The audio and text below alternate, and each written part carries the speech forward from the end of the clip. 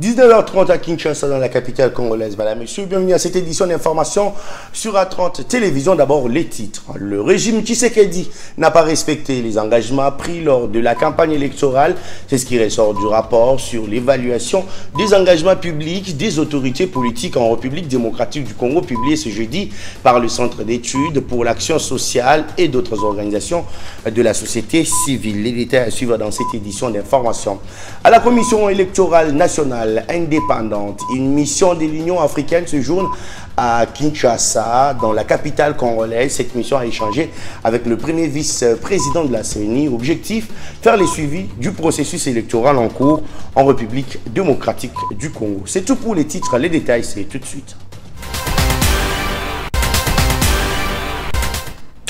Bonsoir. Le CEPAS a présenté ce mercredi le rapport sur l'évaluation des engagements publics des autorités politiques en République démocratique du Congo. Ce rapport est basé sur les engagements pris par le chef de l'État dans les trois secteurs, notamment la sécurité, la justice et les infrastructures. Les conclusions de ce document stipulent que beaucoup d'engagements ont été pris par le gouvernement pour peu de réalisations sur terrain. Reportage.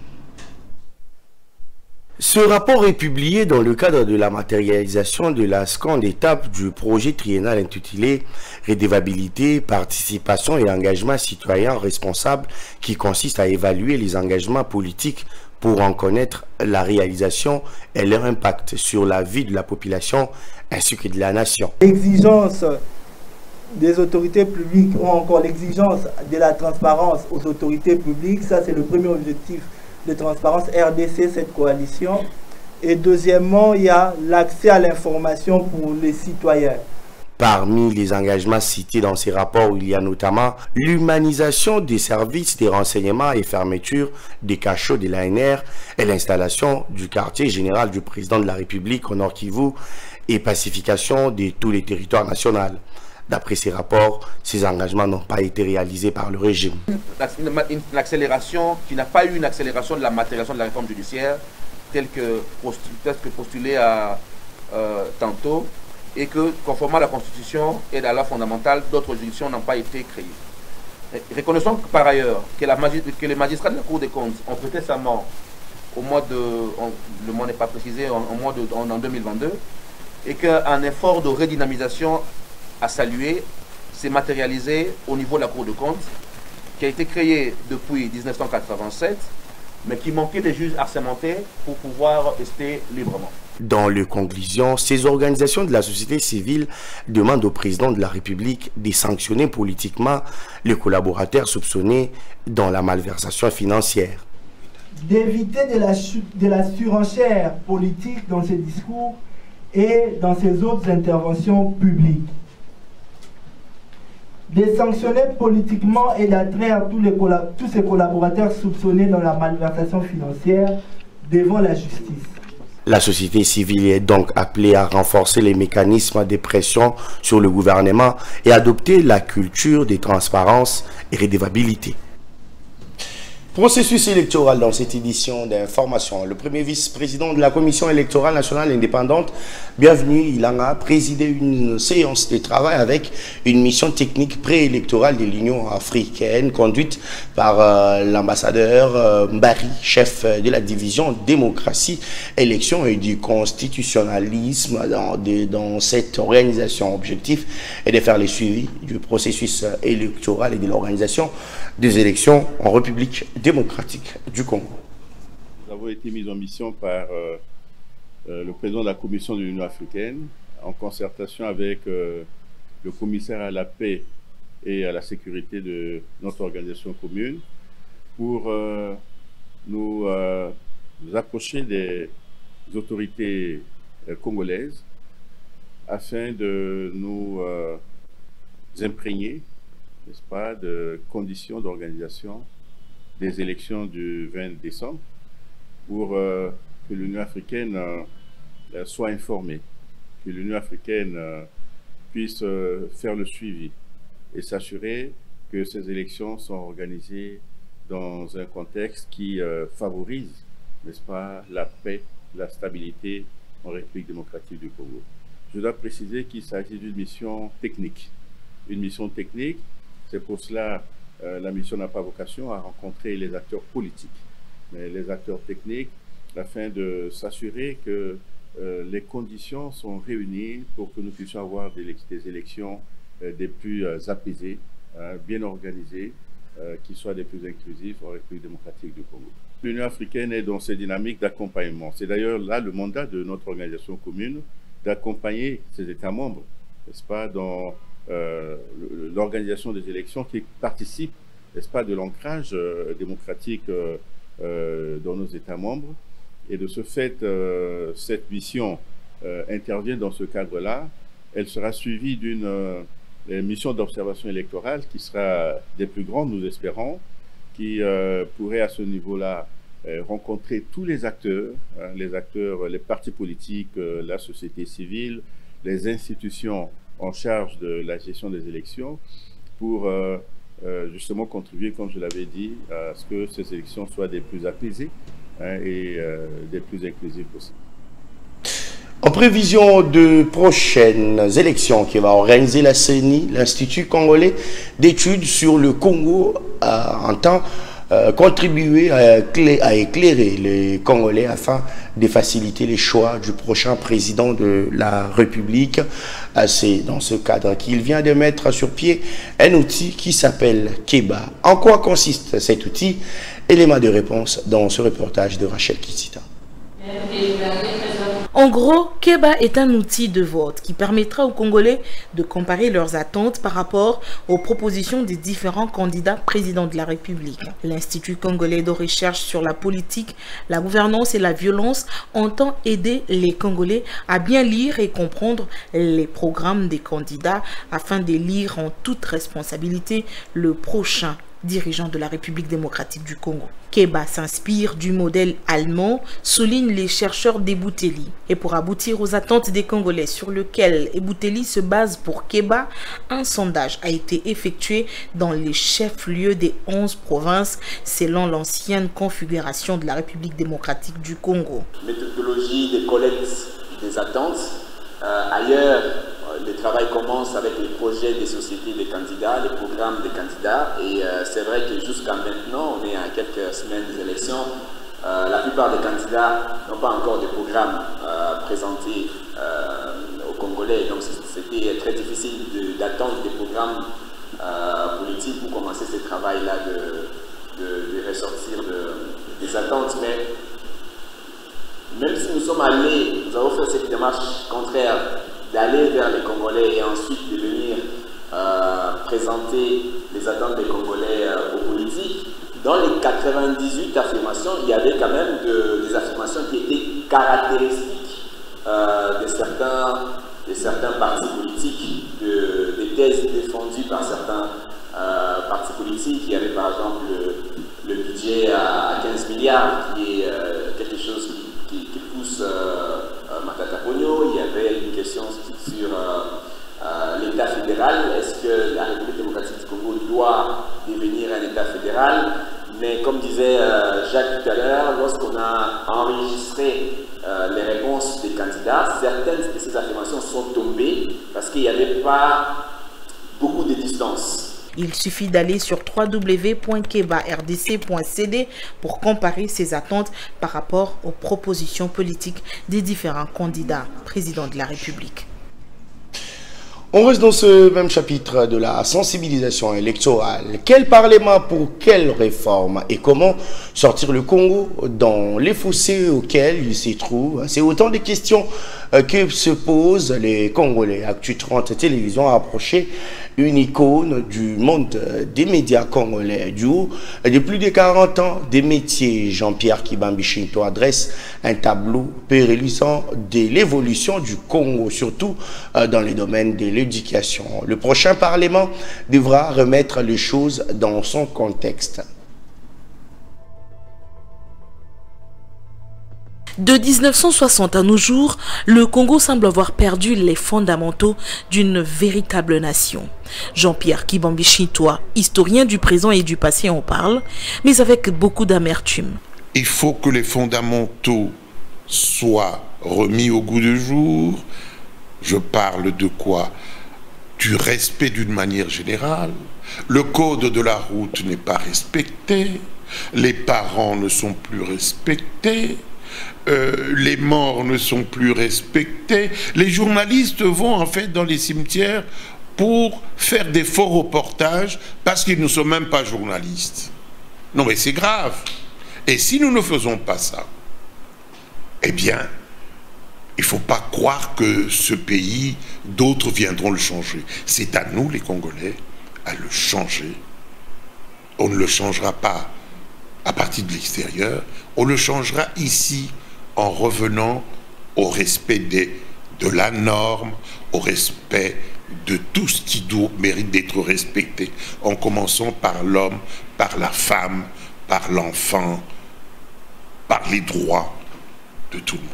Le changement, c'est maintenant, et cela à travers un vote responsable pour des candidats qui proposent mieux en termes de programme. Que le changement ne commence pas par l'autre, que le changement commence par nous, par les électeurs, qui vont aller écouter les discours et qui vont se décider, à partir de ces discours, à voter pour tel ou pour tel, parce qu'il les aura convaincus. Si moi je ne vous convainc pas, pourquoi vous voulez me voter? Pourquoi vous voulez voter pour moi? Je peux vous donner tout l'or du monde. Si je suis une bourrique, vous ne me votez pas. Mais vous votez pour celui qui vous présentera le discours qui est susceptible de participer au développement de notre pays. C'est un pays qui a tout, qui n'attend que de ses fils l'intelligence nécessaire, les responsabilités nécessaires pour le transformer en paradis. Les médias ont aussi leur part de responsabilité. Est-ce que suffisamment les médias ont contribué à éduquer? De quelle manière? Mais non, madame. Les médias n'ont pas contribué à cette... Quels médias? On cherche l'audimat. Il n'y a que quelques médias qu'on peut compter au bout de... Ah non, c'est notre travail à nous. Et si nous le faisions bien, on n'en serait pas arrivé là. Où voulez-vous trouver les modèles quand tout le monde court vers l'audimat? Entre-temps, la CENI confirme la tenue des élections le 20 décembre 2023.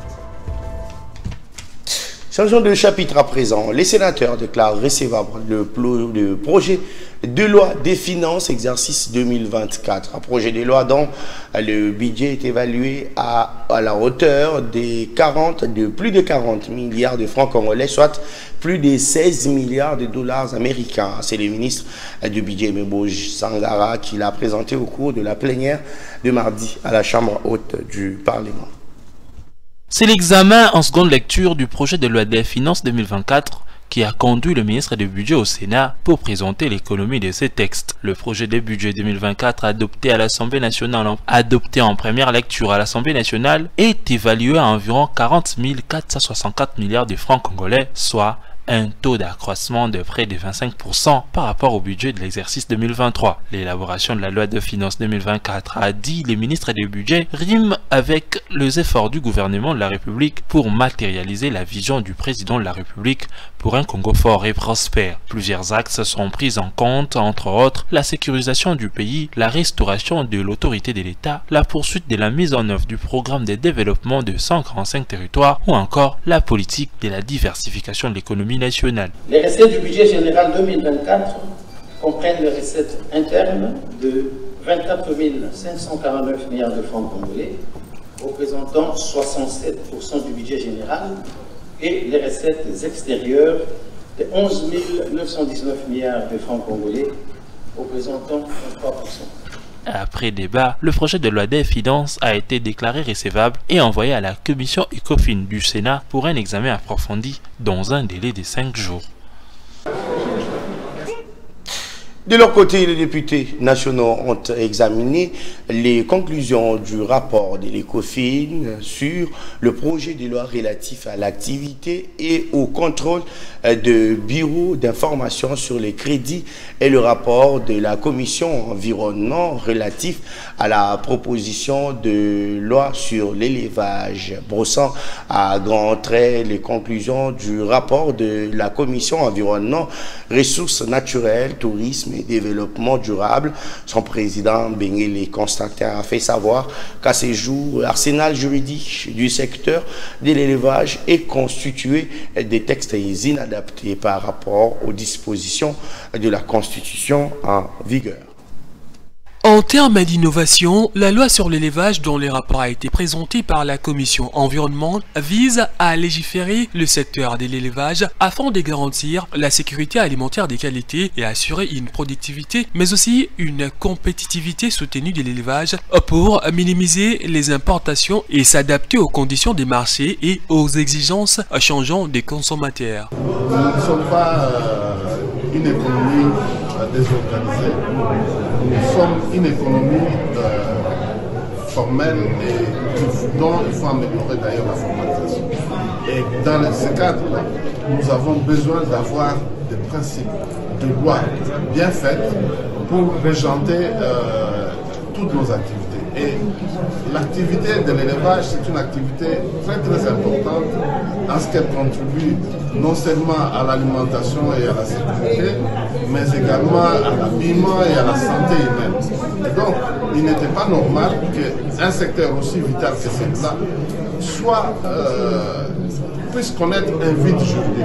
Par ailleurs, le rapport de la proposition des lois sur les crédits présentés par la commission ECOFIN fixe les conditions d'agrément, d'administration, d'exercice, d'activité, des contrôles et des supervisions du bureau d'information sur les crédits en RDC. Et je crois encore une fois qu'avec cette loi, ça va aussi mettre la Banque centrale devant ses responsabilités. Tous les microfinances, tous les coopératives, il y a au moins plus de 52 millions de dollars pour les 3 provinces, le Nord, le Sud Kivu et le Maniema, qui ont perdu leurs fonds dans les microfinances qui ont été agréées par la Banque centrale. Donc je crois que cette question mérite une attention particulière, que l'Assemblée nationale puisse interpeller le gouverneur de la Banque centrale et demander pourquoi les gagnes petits où les épargnants ne sont pas protégés. Après débat, les rapports des commissions environnement et ECOFIN ont été approuvés.